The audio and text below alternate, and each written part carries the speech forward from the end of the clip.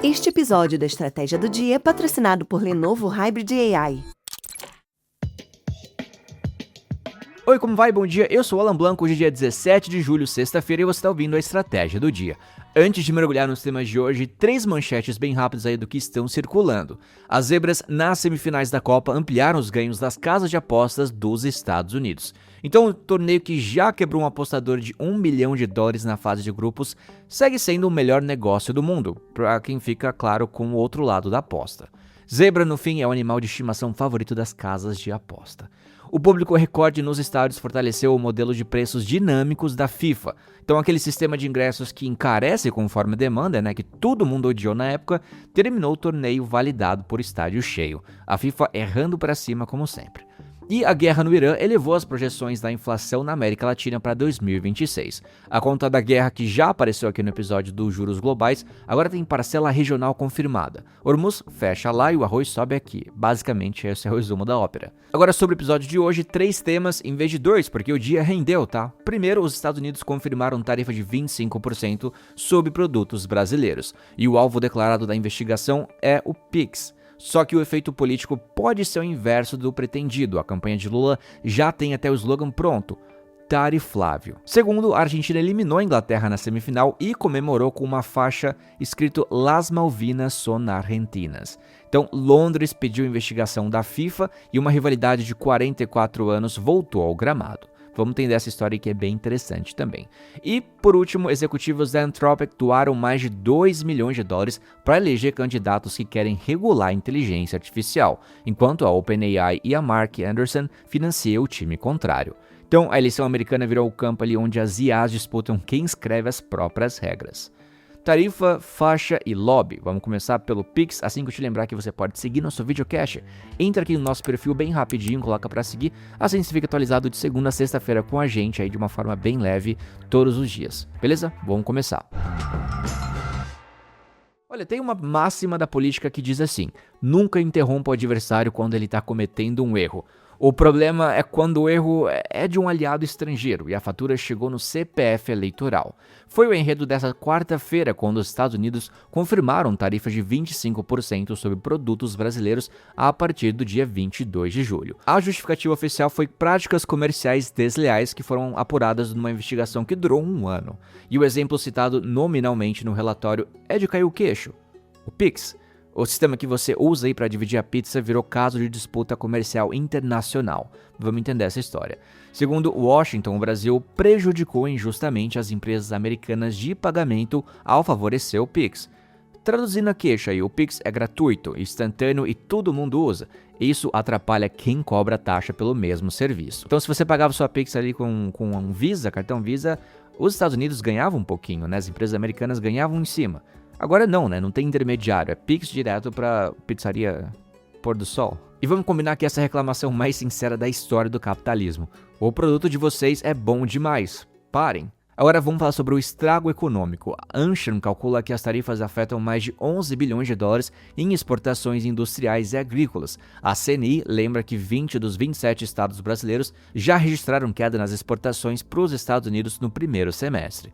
Café e carne bovina ficaram isentos, o que evita que o americano pague ainda mais caro num cafezinho que, como vimos nas manchetes, já vai seguir salgado por 2 anos. O etanol entrou na conta. Então, agora a camada política dessa história, onde a história ganha o tempero de novela, vamos lá. Lembra que o Flávio Bolsonaro viajou aos Estados Unidos para depor contra as tarifas? Ele escreveu na manifestação oficial assim, abre aspas: as tarifas propostas recompensariam justamente aqueles que pretendem punir, fecha aspas. O candidato da direita avisou Washington: se vocês taxarem o Brasil, quem ganha é o Lula. E Washington fez o quê? Tarifou o Brasil. O Flávio deu o mapa, apontou o abismo para ele e o aliado dirigiu para dentro dele, acenando pela janela. A campanha de Lula não perdeu tempo. Segundo fonte ouvida pela Bloomberg, militantes já foram orientados a associar o tarifaço ao adversário nas redes, sob o slogan Tariflávio. Sejamos justos aí, é um apelido eleitoral eficiente, é curto, grudento e terceiriza a culpa para o rival. A tarifa saiu à noite e o trocadilho já estava pronto aí de manhã. Parabéns para os social medias aí. O histórico explica por que a estratégia funciona. Vamos lembrar que no ano passado, Trump impôs tarifa de 50% para pressionar o Brasil pelo processo contra Jair Bolsonaro. A popularidade de Lula subiu quando ele enquadrou aquilo como ataque à soberania e a maior parte das tarifas caiu em negociação. É uma vitória diplomática que o Planalto exibe até hoje. O roteiro de 2026 é reprise com um elenco atualizado e um símbolo ainda mais poderoso, porque mexer no Pix, no Brasil, é quase mexer no churrasco de domingo. O governo já avisou, inclusive, negocia tudo menos o Pix. O secretário de Estado, Marco Rubio, acusou Lula pelo X de não negociar de boa fé e de colocar o próprio ego acima de um acordo. Flávio compartilhou o post, claro que, para um candidato tentando se descolar no tarifaço, é uma escolha de engajamento no mínimo corajosa. É compartilhar a publicação do vizinho que acabou de multar o seu condomínio. E bom, a resposta brasileira veio em 3 frentes. Primeiro, a nota condenando a medida unilateral, segundo o governo, promessa de acionar a lei de reciprocidade econômica, que permite retaliar com tarifas, e recurso à OMS, a Organização Mundial do Comércio. E os números explicam por que ninguém quer arrebentar a corda. Os Estados Unidos são o segundo maior parceiro comercial do Brasil e uma das poucas grandes economias com quem temos déficit. Então, quer dizer que a gente importa mais do que vende. Nós importamos 45 bilhões de dólares deles em 2025, alta de 11%, enquanto nossas exportações caíram 7%. Então, tarifar o freguês que compra mais do que vende é uma escolha estratégica. Peculiar, vamos combinar. As negociações seguem, mas o calendário é implacável. Tarifa em vigor dia 22, eleição já em outubro, e cada dia de tarifaço no ar é um dia de tariflável ali nas redes. Trump queria punir o Brasil, pode acabar reelegendo exatamente quem queria derrotar, agora com frete pago pelo próprio arremetente. E olha, vamos falar de futebol agora. Na verdade, é mais sobre geopolítica, mas envolve um pouco futebol. Existe clássico de futebol, existe rivalidade histórica e existe a Argentina contra a Inglaterra, que já é outra categoria, a gente vai entender o porquê. Na quarta-feira, na semifinal da Copa, a categoria entregou tudo, dentro do campo e principalmente fora. Primeiro o jogo, a Argentina estava perdendo, virou com 2 gols lá no finalzinho e se classificou para a final, que é a última Copa do Messi, inclusive aquele da figurinha dourada de $140, para quem lembra. Vitória épica contra a Inglaterra. Se você escreve esse roteiro, o editor devolveria pedindo algo mais verossímil, talvez. Mas a manchete mundial foi a comemoração. Os jogadores, Messi incluído, ele estava ali no meio, celebraram segurando uma faixa vinda da torcida com os dizeres "Las Malvinas son argentinas". Contexto em 30 segundos ali, tá? Contexto rápido de 30 segundos, eu prometo. As Malvinas, a Falklands para os britânicos, são um arquipélago na costa argentina sob soberania do Reino Unido. Em 1982, os 2 países travaram uma guerra por elas que custou 900 vidas. A ferida nunca fechou. Pronto, essa é a história. Você não precisa clicar num vídeo no YouTube para entender toda essa treta. A reação de Londres veio no café da manhã, tá? Porque Peter Kiley, ministro britânico da Ciência, Inovação e Tecnologia, classificou a faixa como totalmente inadequada e cobrou, abre aspas, a política deve ficar fora do futebol. Esse é um princípio muito claro da Copa do Mundo. Acredito firmemente que a FIFA deveria investigar esse caso, fecha aspas. E o regulamento, olha, dá razão ao ministro. Não é porque o outro lado é argentino, tá? Porque pelo menos na letra fria, as regras da FIFA punem mensagens de natureza política, ideológica, religiosa ou ofensiva. Uma faixa reivindicando o território disputado em guerra se encaixa, diria com folga aí nessas categorias. Agora, a observação que o ouvinte desse podcast faz sozinho. Essa é a mesma FIFA que entregou um prêmio da paz a Donald Trump e liberou um atacante suspenso depois de um telefonema presidencial, isso sem explicar nada. A entidade que não manteve a política fora da própria sala de troféus agora é convocada para tirá-la do gramado. Boa sorte, viu? De verdade. Do lado argentino, ninguém pediu desculpas, o governo abraçou o momento. A vice-presidente Victoria Villarruel postou a foto da faixa. Abre aspas. Eles proibiram levá-las ao estádio e se esqueceram de que as carregamos em nosso sangue e em nossos corações. Fecha aspas. E teve um detalhe de figurino que é pura guerra simbólica. A Argentina jogou de azul escuro, homenagem deliberada à camisa da vitória sobre a Inglaterra nas quartas de 86. Aquele lá da mão de Deus que o Maradona deu um soco na bola, isso foi 4 anos depois da guerra, inclusive. Então, basicamente, a Argentina entrou em campo vestindo uma indireta de 40 anos. E o tabuleiro ganhou mais uma peça na mesma noite. A chanceleria argentina revelou ter apresentado reclamação formal à embaixada americana sobre a passagem do navio de guerra HMS Medway por águas argentinas, movimento que Buenos Aires chamou de ilegal. Londres respondeu com a naturalidade de quem ensaiou. Foi uma visita logística de rotina ao Chile, apoiando pesquisa polar no formato de passagem inofensiva previstos nas leis marítimas da ONU. Termo jurídico real, claro, mas vamos combinar que é um nome curioso para um navio de guerra britânico em águas argentinas na semana de Argentina e Inglaterra. O timing ele pode ser inocente, mas a coincidência é bem forte. Tá, o que acontece agora? Olha, a FIFA pode investigar e multar a Federação Argentina. Punições por mensagens políticas são rotina, sempre acontece. Mas qualquer sanção viria depois da final, e nenhuma multa apaga a imagem que já rodou o planeta. Messi, na despedida das Copas, atrás de uma faixa que resume 80 anos de sentimento nacional. Do ponto de vista de Buenos Aires, o custo-benefício ele fecha com lucro histórico. No fundo, o episódio confirma então o que essa Copa prova semana após semana. Política fica fora do futebol é o maior ato de ficção do esporte moderno. Ela só troca de assento, às vezes tá no camarote com o prêmio da paz, às vezes desce ao gramado pendurada numa faixa. E no domingo tem a final. Quem que você acha que vai ganhar, inclusive? Deixa aqui nos comentários. Se a Argentina levantar a taça, prepare-se, a comemoração vai ter mais camadas geopolíticas que uma reunião da ONU. Só que com mais alegria e definitivamente mais Messi.